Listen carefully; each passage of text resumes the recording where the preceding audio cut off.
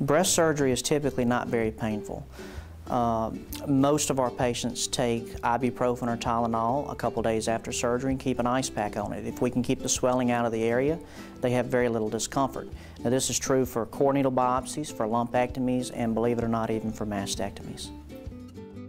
For biopsies and lumpectomies, they're typically done on an outpatient basis, which means you come in that day, you leave that day.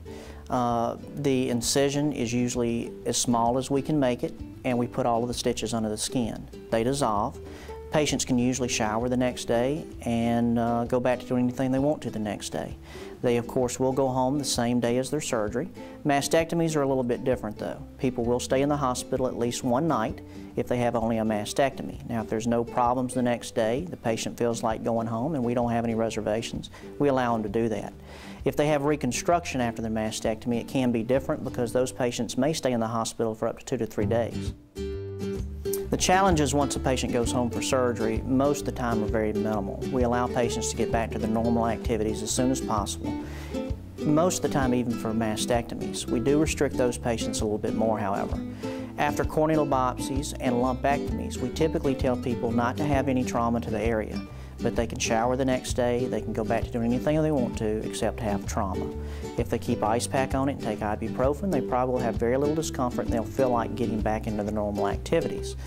For mastectomy patients, they do have drains in, so of course these drains will slow them down, but as long as they put on a larger shirt than they usually do, they can go to town, they can get their hair done, they can go to church activities or anything else that they find important.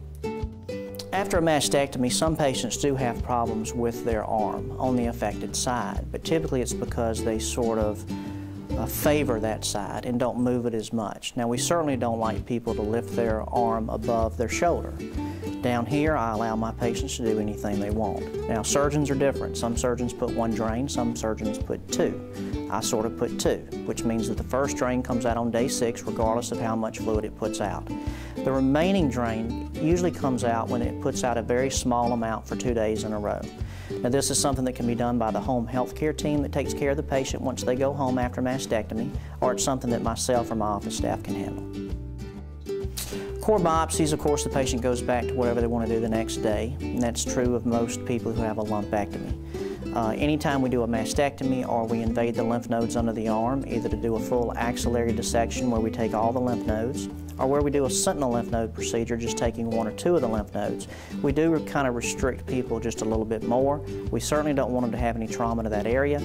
We limit how much they do use their arm for the first week, but pending no problems, they get back into their daily lives very quickly.